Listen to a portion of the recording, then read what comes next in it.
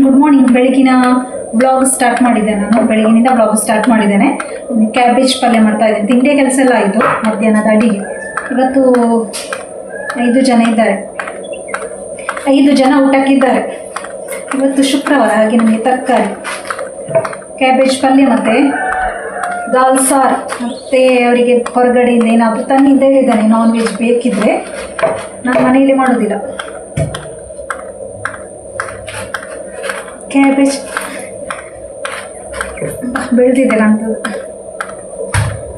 Smooth ಇಲ್ಲ cut ಮಾಡುವಾಗ.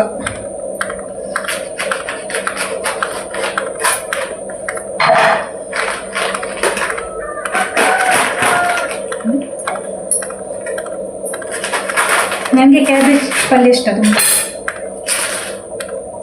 Cut ಮಾಡಲಿಕ್ಕೆ ತುಂಬ ಕೆಲಸ ಆಗಿ ಬೆಳಿಗ್ಗೆ ಕಟ್ ಮಾಡಿ ಇಡುವ ಅಂತ ಒಂದೊಂದೇ ಕೆಲಸ ಆಗ್ತದಲ್ಲ.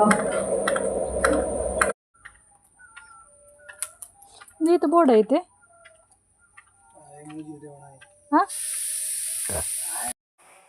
ಹೊರಗಡೆ ಕೆಲಸ ಆಗ್ತಾ ಉಂಟು ನೋಡಿ. ಅಂಗಳಕ್ಕೆ ಏನು ಇಂಟರ್ಲಾಕ್ ಹಾಕ್ತಾ ಇದ್ದೇವೆ. ಮೇಲ್ಗಡೆ ಅಂಗಡ ಫಸ್ಟ್ ಮಾಡುವಂತ ಅಂದ್ಕೊಂಡದ್ದು, ಅದು ಹಾಗೆ ಉಂಟು. ಇವಾಗ ಮಣ್ಣು ಹಾಕಿಟ್ಟಿದ್ದೇವೆ ಅಷ್ಟೇ. ಫಸ್ಟಿಗೆ ಇದ್ಕೊಂಡು ಇಂಟರ್ಲಾಕ್ ಹಾಕಿ ಬಿಡುವ ಅಂತ ಇಂಟರ್ಲಾಕಿನವರು ಬಂದಿದ್ದಾರೆ ನೋಡಿ.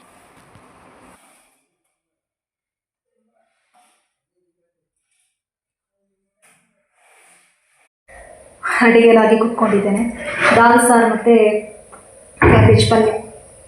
ಮತ್ತು ಅವ್ರು ಚಿಕನ್ ತಂದರು ಹೊರಗಡೆಯಿಂದ.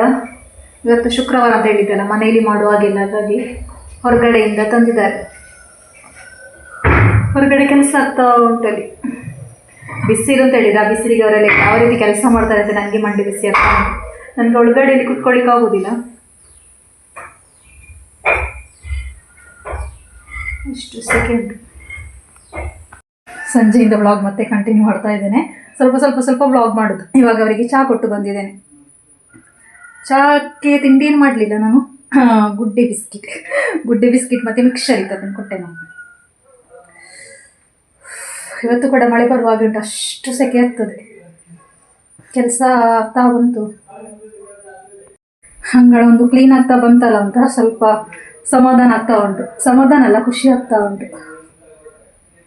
ಇನ್ನು ಆರಾಮದಲ್ಲಿ ಗುಡಿಸ್ಬೋದಲ್ಲ ಅಂತ. ಅಂಗಳದಲ್ಲಿ ಕಸಲಿರುವಾಗ ನೋಡುವಾಗ ಏನೋ ಒಂಥರ ಹಿಂಸೆ ಆಗೋದು ನನಗೆ. ಗುಡಿಸ್ಲಿಕ್ಕೆ ಸಿಗುವುದಿಲ್ಲ ಕಸ ಎಲ್ಲ ಅಲ್ಲಲ್ಲಿ ಹೊಂಡ ಇರುವಾಗ. ಇವಾಗ ನೋಡುವಾಗ ಖುಷಿ ಆಗ್ತದೆ.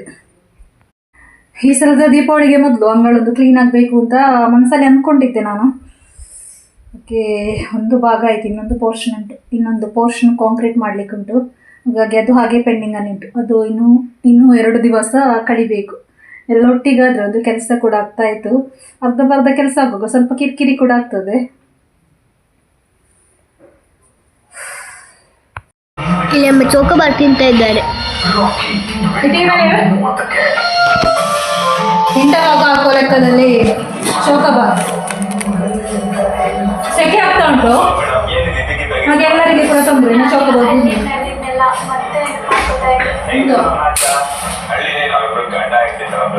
ಪಿದಾಯ್ದ ಬಾಡ್ನಿ ಪಿದಾಯ್ದ.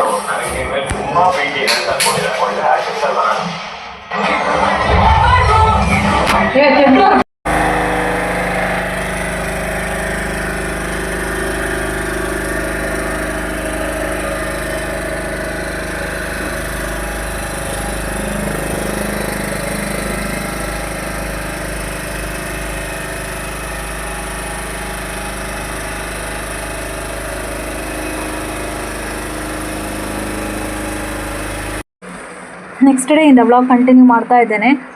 ನಿನ್ನೆ ಉಂಟಲ್ಲ, ನಿನ್ನೆ ಕರೆಂಟ್ ಹೋಯಿತು. ನಿನ್ನೆ ಇಂಟರ್ಲಾಕ್ ಆದ ಕೂಡಲೇ ಕರೆಂಟ್ ಹೋಯಿತು. ಮಳೆ ಬಂತು, ಜೋರು ಮಳೆ ಬಂತು. ಏನೋ ಕೆಲಸ ಎಲ್ಲ ಆಗಿದೆ. ಹಾಗೆ ಕಂಪ್ಲೀಟಾಗಿ ನಾನೆಲ್ಲ ವರ್ಕ್ ಆದ ನಂತರ ಕರೆಕ್ಟಾಗಿ ತೋರಿಸ್ತೇನೆ ನಾನು. ಇನ್ನೂ ಕೂಡ ಮೇಲ್ಗಡೆ ಪೋರ್ಷನ್ ಬಾಕಿ ಉಂಟು. ಅಲ್ಲಿ ಇಂಟರ್ಲಾಕ್ ಹಾಕಲಿಕ್ಕಿಲ್ಲ. ಹಾಗಾಗಿ ಎಲ್ಲ ಕ್ಲಿಯರ್ ಆಗಲಿ. ಇನ್ನೂ ಏನೋ ಅಂಗಳದ ಇನ್ನೂ ಕೂಡ ಸ್ವಲ್ಪ ಕೆಲಸ ಬಾಕಿ ಉಂಟು. ಅರ್ಧ ಕೆಲಸ ಆಗುವಾಗ ಸತ್ಯ ಹಿಡಿದ್ರೆ ಕಿರಿಕಿರಿ ಆಗೋದು ನನಗೆ. ಅದರೆಡೆಗೆ ಮಳೆ, ಅದರೆಡೆಗೆ ಕರೆಂಟ್ ಇರೋದಿಲ್ಲ. ನಿನ್ನೆ ಹೋದ ಕರೆಂಟ್ ಇವತ್ತು ಬೆಳಿಗ್ಗೆ ಬಂದದ್ದು. ನನ್ನ ಫೇಸ್ ನೋಡುವ ಗೊತ್ತಾಗ್ಬೋದು. ನಿದ್ದೆ ಕೂಡ ಇಲ್ಲ, 2 ದಿವಸದಿಂದ ನಿದ್ದೆ ಇಲ್ಲ. ನೈಟ್ ಕರೆಂಟ್ ಇಲ್ಲ, ಫ್ಯಾನ್ ತಿರುಗೋದಿಲ್ಲ ಅಲ್ವಾ, ಆವಾಗ ನಿದ್ದೆ ಕೂಡ ಬರೋದಿಲ್ಲ. ಮತ್ತು ಧೂಳು. ಇವಾಗ ಇಂಟರ್ಲಾಕಿನ ಮೇಲೆಲ್ಲ ಹೊಯ್ಗೆ ಹಾಕಿದ್ದಾರೆ. ನಾವು ಹೊರಗಡೆ ಹೋಗಿ ಒಳಗಡೆ ಬರುವಾಗ ಎಲ್ಲ ಹೊಯ್ಗೆ. ಈ ಬೀಚ್ನಲ್ಲಿ ಇರುವವರು ಯಾವ ಥರ ಇರ್ತಾರೆ ಹಾಗೆ ಆಗಿದೆ ನಮ್ಮ ಅವಸ್ಥೆ. ನನಗಂತೂ ಸಾಕಾಗಿ ಹೋಯಿತು. ಯಾವಾಗ ಒಂದು ಕ್ಲಿಯರಾಗಿ ನಾರ್ಮಲಿಗೆ ಬರ್ತದೆ ಅಂತ ಆಗ್ತಾ ಉಂಟು ನನಗೆ. ಅಂಗಳ ಕರೆಕ್ಟ್ ಒಂದು ಸೆಟ್ ಆಗೋದುಂಟಲ್ಲ, ನನಗಂತೂ ವಿಶ್ರಾಂತಿ ಇಲ್ಲ. ನಾನು ಅವಾಗೆಲ್ಲ ಒಮ್ಮೆ ಗುಡಿಸಿ ಕ್ಲೀನ್ ಮಾಡಿದೆ. ಗುಡಿಸಿ ಕ್ಲೀನ್ ಮಾಡುವಾಗ ನನ್ನ ಗಂಡ ಏನು ಮಾಡಿದ್ದು ಅಂತ ಹೇಳಿದರೆ, ಪುನಃ ಹೊಯ್ಗೆ ತಂದು ಹಾಕಿದ್ದು ಅದು ಸೆಟ್ ಆಗಬೇಕಂತೆ. ನಾನು ಹೇಳಿದೆ ಇನ್ನು ನೀವೇ ಗುಡಿಸಿ, ನನಗೆ ಸಾಕಾಗಿ ಹೋಯಿತು ಅಂತ. ಹೊರಗಡೆ ಹೊಯ್ಗೆ ಇರುವಾಗ ಅದನ್ನೇ ಮೆಟ್ಟಿಕೊಂಡಲ್ಲ ಒಳಗಡೆ ಬರೋದು, ಒಳಗಡೆ ಕೂಡ ಹಾಗೆ. ಮಕ್ಕಳೇನು ಮಾಡ್ತಾರೆ ಅಂತ ಹೇಳಿದರೆ, ಹೊಯ್ಗೆಯಲ್ಲಿ ಸ್ವಲ್ಪ ಆಟ ಆಡ್ತಾರೆ. ಆಚೆ ಕಡೆ ಮಣ್ಣು ಹಾಕಿದ್ದಾರೆ, ಆ ಮಣ್ಣನ್ನು ಮೆಟ್ಟಿ ಬೆಡ್ಡಿನಲ್ಲೆಲ್ಲ ತುಳಿತಾ ಇರ್ತಾರೆ. ನನಗಂತೂ ಅದು ನೋಡಲಿಕ್ಕೆ ಸಾಗೋದಿಲ್ಲ. ಹೇಳಿದ್ರು ಸಹ ಕೇಳೋದಿಲ್ಲ, ಯಾರ ಹತ್ರ ಹೇಳೋದು. ಕೆಲಸ ಒಂದು ಕಂಪ್ಲೀಟಾಗಿ ಕೂತ್ಕೊಳ್ಳು ಅಂತ ಹೇಳುವಾಗ ಈ ಮಳೆ ಅಂತೂ ಬಿಡೋದಿಲ್ಲ. ಸಂಜೆ ಆಗುವಾಗ ಎಲ್ಲಿಂದ ಬರ್ತದೆ ಅಂತ ಇಲ್ಲಲ್ಲ ಮಳೆ. ಯಾವಾಗ ನೋಡಿದರೆ ಸಂಜೆ. ಇವಾಗ ಕೂಡ ಮೋಡ ಹಾಕಿದ್ದು, ಇವತ್ತು ಕೂಡ ಮಳೆ ಉಂಟು. ಹಾಗೆ ಪರಿಸ್ಥಿತಿ ಹೇಳಿ ಪ್ರಯೋಜನ ಇಲ್ಲ ಇವಾಗ. ನಿನ್ನೆ ಕೆಲಸಕ್ಕೆ ಕೂಡ ಜನ ಇದ್ರಲ್ಲ, ಅಡುಗೆ ಕೂಡ ಆಗಬೇಕಲ್ವಾ. ಲಾಸ್ಟ್ ನನ್ನ ಗಂಡ ಕೇಳ್ತಾರೆ, ನಾನು ಸಿಟ್ಔಟಲ್ಲಿ ಕೂತ್ಕೊಳ್ಳುವಾಗ ನಿಮಗೆಂತ ಕೆಲಸ ಉಂಟು, ಸುಮ್ಮನೆ ಕೂತ್ಕೊಳ್ಳೋದಲ್ವ ಅಂತ. ಹೆಂಗಸರು ಎಷ್ಟು ಕೆಲಸ ಮಾಡಿದ್ದು, ನಾನು ಲಾಸ್ಟ್ ಬ್ಲಾಗಲ್ಲಿ ಇರೋದಲ್ಲ, ಹೆಂಗಸರು ಕೆಲಸ ಮಾಡಿದ್ದು ಯಾರ ಕಣ್ಣಿಗೆ ಕೂಡ ಕಾಣೋದಿಲ್ಲ. ಅಡುಗೆ ಎಲ್ಲ ಮೆಷಿನಲ್ಲಿ ಆಗ್ತದೆ ಅಂತ ಅಂದ್ಕೊಂಡಿದ್ದಾರೆ ಗಂಡಸರು. ಪಾತ್ರೆ ಎಲ್ಲ ಮೆಷಿನಲ್ಲಿ ತೊಳಿತಾರೆ ಅಂತ ಅಂದ್ಕೊಂಡಿರ್ಬೋದು.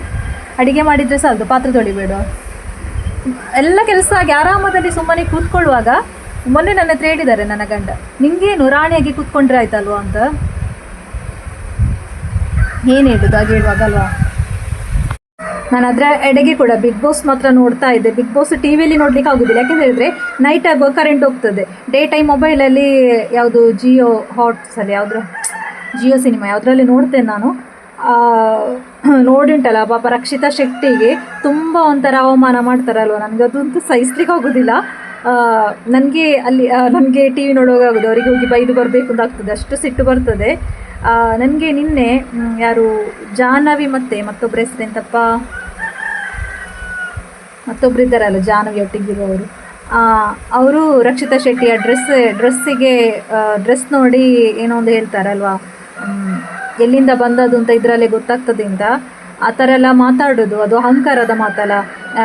ನಮ್ಮ ಶ್ರೀಮಂತಿಕೆ ಯಾವುದರಲ್ಲಿ ಗೊತ್ತಾಗಬೇಕು ಉಂಟ, ಶ್ರೀಮಂತಿಗೆ ಗೊತ್ತಾಗೋದು ನಾವು ಮಾತಾಡುವ ವರ್ಡ್ ಉಂಟಲ್ಲ, ಅದರಲ್ಲಿ ನಮ್ಮ ಶ್ರೀಮಂತಿಗೆ ಗೊತ್ತಾಗ್ತದೆ ನಾವು ಶ್ರೀಮಂತರ ಅಲ್ವಾ ಅಂತ. ಹಣದಿಂದ ಶ್ರೀಮಂತರು ಯಾವತ್ತೂ ಆಗೋದಿಲ್ಲ. ಏನು ಒಳ್ಳೆ ಸಂಸ್ಕಾರ ಇರಬೇಕು ಮಾತಾಡುವಾಗ. ನನ್ನ ಪ್ರಕಾರ ಅಂಥವರು ಶ್ರೀಮಂತರಲ್ಲ. ಎಷ್ಟೇ ಹಣ ಇದ್ದರೂ ಕೂಡ ಮಾತಾಡುವ ವರ್ಡ್ ಸರಿ ಇಲ್ಲದಿದ್ದರೆ ಅವರು ಶ್ರೀಮಂತರಲ್ಲ. ಅವರು ನನ್ನ ಪ್ರಕಾರ ನಮ್ಮ ಭಾಷೆಯಲ್ಲಿ ನಟ್ಟನವರು ಅಂತ ಹೇಳ್ಬೋದು, ಬೇಡುವವರು ಅಂತ ಹೇಳ್ತಾರೆ. ನನಗೆ ಅಂತೂ ನಿನ್ನೆ ತುಂಬ ಸಿಟ್ಟು ಬಂತು.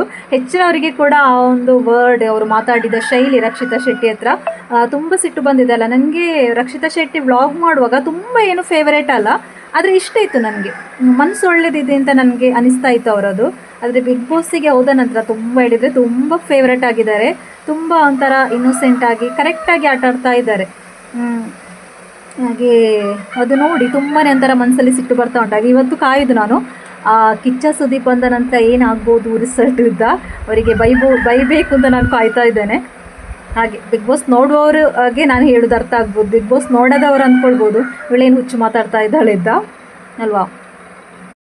ಹಾಗೆ ನಾನು ಈ ವ್ಲಾಗನ್ನು ಇಲ್ಲಿಗೆ ಎಂಡ್ ಮಾಡ್ತಾ ಇದ್ದೇನೆ. ನಾಳೆಯಿಂದ ದೀಪಾವಳಿ ಸ್ಟಾರ್ಟ್ ಅಲ್ಲ, ನಾಳೆ ಏನು ಹಂಡೆ ಪೂಜೆ ಅಂತ ಹೇಳ್ತಾರೆ, ನಾಳೆ ಅದು ಮಾಡೋದು.